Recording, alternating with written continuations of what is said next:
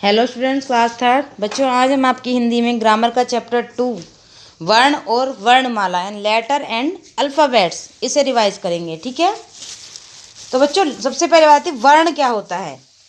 छोटी से छोटी ध्वनि को वर्ण कहते हैं। क्या होता है वर्ण? छोटी से छोटी ध्वनि जिसके टुकड़े नहीं किए जा सकते उसे क्या कहते हैं? हम वर्ण कहते हैं। ठीक है, वर्ण के प्रकार, वर्ण दो प्रकार के होते हैं। कौन कौन से? स्वर और व्यंजन। स्वर कितने होते हैं? 11। कहाँ से? ए से औ तक। और स्वरों को बोलने के लिए किसी वर्ण की सहायता नहीं लेनी पड़ती। और व्यंजन कितने होते हैं? कै से है तक 35। और व्यंजनों के बोलने के लिए स्वरों की सहायता लेनी पड़ती है। इन्हें बिना स्वर के नहीं बोला जा सकता।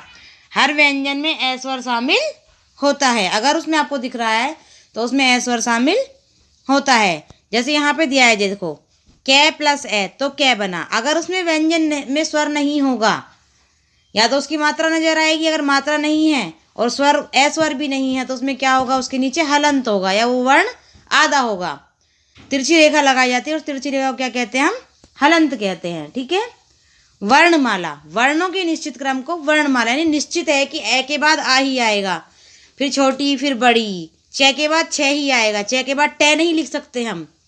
तो यानी कि निश्चित एक क्रम की, इस सीक्वेंस से चलेंगे, इस क्रम से चलेंगे, उसे क्या कहते हैं?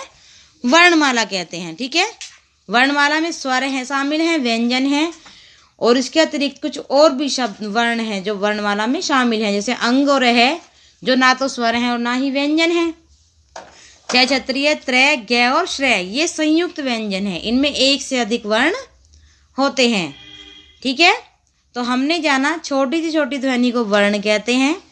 वर्ण दो प्रकार के होते हैं, स्वर और व्यंजन। स्वरों को बोलने के लिए किसी अन्य वर्ण की सहायता नहीं लेनी पड़ती। व्यंजन स्वरों की सहायता से बोले जाते हैं। जिस व्यंजन में ए शामिल नहीं होता, यानी ए स्वर शामिल नहीं होता, उनके नीचे एक तिरछी रेखा लगाई जाती है और इस तिरछी रेखा को क्या कहते हैं? हलंत कहते हैं। वर्णों के निश्चित क्रम को क्या कहते हैं? वर्णमाला। वर्णमाला में स्वर तथा व्यंजन के अतिरिक्त कुछ और वर्ण भी शामिल होते हैं। संयुक्त व्यंजन में एक से अधिक वर्ण होते हैं। ठीक है, अब नेक्स्ट इसमें क्वेश्चन आंसर देखते हैं इसके। बोलते समय हमारे मुख से क्या निकलती है? जब हम बोलते हैं तो हमारे मुख से क्या निकलती है? ध्वनियाँ। और इन ध्वनियों को क्या कहते हैं? वर्ण कहते हैं। ठीक है, किन्हें बोलने के लिए किसी अन्य वर्ण की सहायता नहीं लेनी पड़ती। तो किसे बोलने के लिए? स्वरों को बोलने के लिए किसी अन्य वर्ण की सहायता नहीं लेनी पड़ती। व्यंजन किन की सहायता से बोले जाते हैं? तो व्यंजन किसकी सहायता से बोले जाते हैं? स्वर की सहायता से। वर्ण किसे कहते हैं? छोटी से छोटी ध्वनि जिसके टुकड़े नहीं किए जा सकते उसे क्या कहते हैं? वर्ण कहते हैं। वर्ण कितने प्रकार के होते हैं? दो प्रकार के। कौन कौन से? स्वर और व्यंजन। वर्णमाला किसे कहते हैं? वर्णों के निश्चित क्रम को वर्णमाला कहते हैं। तिरछी रेखा को क्या कहते हैं? तिरछी रेखा को क्या कहते हैं? हलंत कहते हैं। संयुक्त वर्ण में होता है या होते हैं केवल आधा वर्ण, केवल एक वर्ण, एक से अधिक वर्ण। कितने होते हैं संयुक्त वर्ण में? एक से अधिक वर्ण। चित्रों के नीचे दिए गए उनके अधूरे नाम उचित संयुक्त व्यंजन भरकर पूरे कीजिए। सबसे पहले क्या है? ये पक्षी, तो क्या आएगा? छ। फिर क्या है? त्रिशूल, तो क्या आएगा? त्रय। फिर क्या है? यज्ञ, तो क्या आएगा? ज्ञ। और फिर क्या है? श्रीमान, तो क्या आएगा? श्रेय। ठीक है बच्चों, ये जो स्वर का पेड़ और व्यंजन का पेड़ है ये आपको खुद से करना है। इसमें क्या करना है कि नीचे टोकरी में दो पेड़ों के कुछ पत्ते गिर गए हैं, उन्हें सही पेड़ पर रखिए।